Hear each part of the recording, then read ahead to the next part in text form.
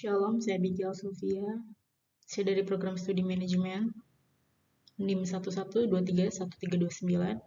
Di sini saya ingin mempresentasikan mengenai Renaissance dan perubahan menyeluruh dalam pola pikir gereja untuk menunjang tugas besar agama Kristen. Oke, next slide. Latar belakang terjadinya Renaissance. Keadaan Eropa pada periode Dark Age atau abad ke-8 disebabkan pada masa ini berkembang anggapan bahwa ilmu pengetahuan harus dilandasi oleh agama. Oleh sebab itu, muncullah pembatasan-pembatasan dalam mengembangkan pemikiran maupun ilmu pengetahuan. Anggapan ini menyebabkan gereja mendominasi seluruh aspek kehidupan seperti bidang pemerintahan ekonomi, pendidikan, dan sosial budaya. Gereja mempengaruhi berbagai kebijakan yang dibuat oleh pemerintah sehingga raja tidak memiliki kekuasaan dalam kegiatan pemerintah.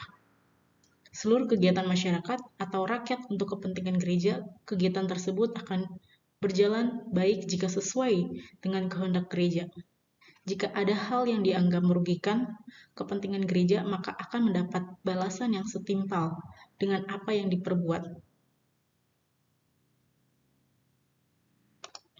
Sebagai contoh, pemberian hukuman kepada Nikolaus Kopernikus pada tahun 1473 sampai 1543 yang menyebutkan matahari adalah pusat tata surya. Hal ini bertentangan dengan ajaran gereja sehingga Kopernikus dijatuhi hukuman mati. Doktrinisasi dan dominisasi gereja di Eropa pada abad pertengahan dianggap merugikan sehingga kemudian muncullah suatu gerakan yang ingin mempelajari ilmu pengetahuan dan terbebas dari belenggu kekuasaan gereja. Gerakan inilah yang disebut Renaissance. Di samping latar belakang di atas, juga ada latar belakang ekonomi, di mana sebelum Renaissance di Eropa berlaku sistem ekonomi tertutup. Sistem ekonomi yang mana penguasa perekonomian hanyalah golongan penguasa. Kondisi ini menyebabkan kehidupan masyarakat terkungkung dan tidak memiliki harga diri yang layak sebagai manusia. Apa itu pengertian dari Renaissance? Istilah Renaissance, istilah ini berasal dari bahasa Latin, yaitu renaître, yang berarti hidup kembali atau kelahiran kembali. Secara umum, pengertian Renaissance adalah kelahiran atau hidupnya kembali kebudayaan Kelalik, Yunani, dan Romawi dalam kehidupan masyarakat Eropa atau Barat. Renaissance merupakan suatu masa atau periode yang berlangsung kira-kira abad ke-14 sampai abad ke-17, yang dimulai dari Italia dan kemudian menyebar ke seluruh benua Eropa. Gerakan ini secara bersamaan dan persebaran gerakan ini ditandai dengan pemakaian kertas dan penemuan barang metal. Jules Michelet merupakan seorang sejarawan yang pertama kali mendefinisikan dan memperkenalkan istilah Renaissance dalam karyanya yang berjudul Histoire de France. Jules Michelet adalah seorang sejarawan Prancis. Ia dilahirkan di Paris dari keluarga dengan tradisi Huguenot. Ia lahir pada tanggal 21 Agustus 1798 di kota Paris dan meninggal pada tanggal 9 Februari 1874. Secara garis besar, ciri utama dari Renaissance adalah humanisme atau memanusiakan manusia, lalu empirisme atau kebebasan pengembangan ilmu pengetahuan, dan rasionalisme atau kebebasan dalam mengembangkan pikiran. Titik awal peradaban modern Eropa adalah peristiwa Renaissance. Dengan munculnya periode Renaissance, perspektif manusia di Barat mulai berubah. Sebelum adanya Renaissance, pandangan masyarakat hanya mementingkan kehidupan akhirat. Setelah itu, pandangan masyarakat berubah menjadi memikirkan hidupnya di dunia ini. Periode atau zaman Renaissance juga disebut zaman humanisme. Mengapa disebut demikian? Sebelum saya menjelaskan tentang pemikiran para tokoh masa Renaissance, saya akan membahas tentang apa itu humanisme. Humanisme adalah sebuah pemikiran filsafat yang mengedepankan nilai dan kedudukan manusia serta menjadikan sebagai kriteria dalam segala hal. Humanisme telah menjadikan sejenis doktrin beretika yang cakupannya diperluas hingga mencapai seluruh etinitas manusia. Humanisme menghendaki ukuran haruslah dari manusia. karena manusia mempunyai kemampuan berpikir. Maka humanisme menganggap manusia mampu mengatur dirinya dan di dunia. Kemuliaan manusia terletak dalam kebebasan untuk menentukan pilihan sendiri dan dalam posisinya sebagai penguasa atas alam. Baik, saya ingin menjelaskan mengenai tokoh-tokoh Renaissance dan pemikirannya. Tokoh-tokoh Renaissance dibagi berdasarkan bidang keahliannya, yaitu bidang seni dan budaya, bidang penjelajahan samudera, dan bidang ilmu pengetahuan. Dari bidang seni dan budaya ada Albert Dürer pada tahun 1471 sampai 1528. Yang kedua ada Desiderius Erasmus pada tahun 1466 sampai 1536. Yang ketiga ada Donatello atau Ghirlandaio. Yang keempat ada Hans Holbein pada tahun 1465 sampai 1506.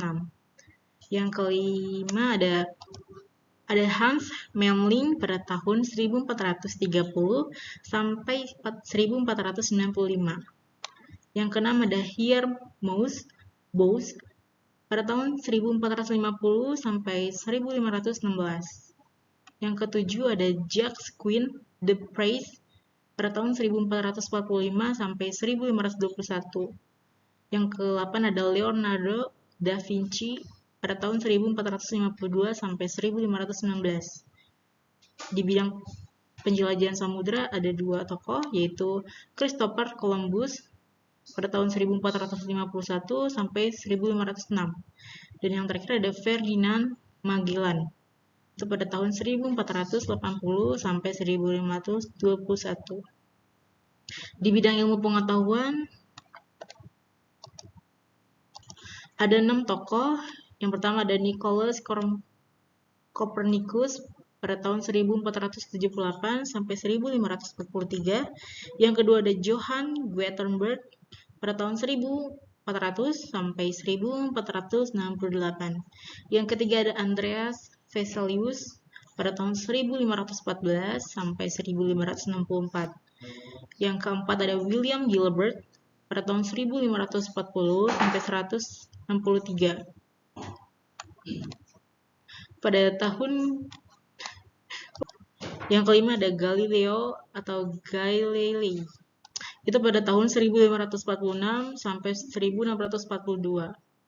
Dan yang terakhir ada Johannes Kepler pada tahun 1571 sampai 1642. Baik, pengaruh Renaissance terhadap dunia dan Indonesia. Apakah Renaissance juga berpengaruh terhadap Indonesia? Oke. Salah satu pengaruh dari Renaissance adalah terjadinya kegiatan invasi secara besar-besaran bangsa barat ke dunia timur termasuk Indonesia.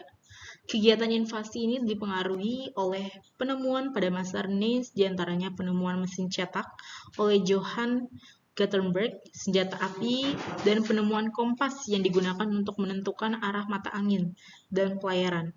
Perubahan ini membawa dampak terhadap dunia termasuk Indonesia. Salah satu pengaruh adanya Renaissance adalah muncullah pembaharuan dan penemuan baru yang terkenal ke berbagai penjuru dunia. Oke, next. Baik. Aflarum merupakan suatu periode atau zaman yang merupakan kelanjutan dari zaman Renaissance. Pengertian dari Aflarum adalah suatu gerakan besar di Eropa yang terjadi pada abad ke-18 Masehi yang memberikan kedudukan luar biasa terhadap akal dan budi manusia. Masa Aflarum merupakan istilah yang digunakan untuk menggambarkan aliran utama pemikiran abad ke-18 di Eropa dan Amerika. Pada masa pencerahan, pendekatan berdasarkan rasio dan ilmu pengetahuan terhadap agama, sosial, ekonomi, dan politik menjadi tren di masyarakat, sehingga hal ini menghasilkan pandangan yang bersifat duniawi atau sekuler. Baik, latar belakang penyebab terjadinya Aflarum. Kalau Renaissance dipandang sebagai peremajaan pemikiran, maka Aflarum menjadi masa pendewasannya.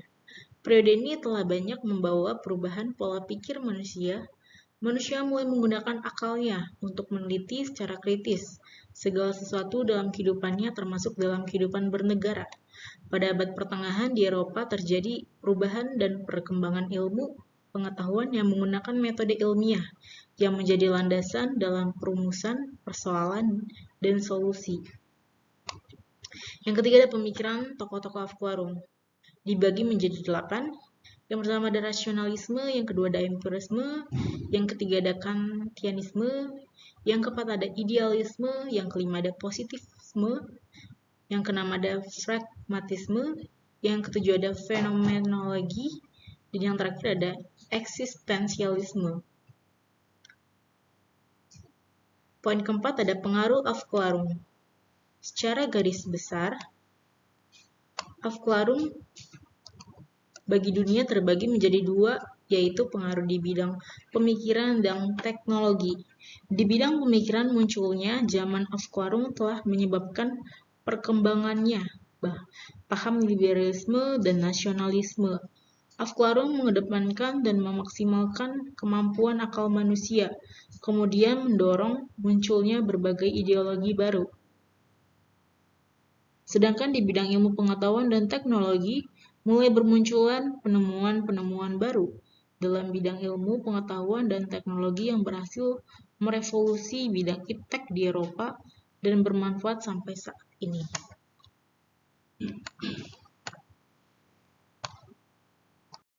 Sekian presentasi dari saya Abigail Sulfian Enggolan dari Prodi Manajemen.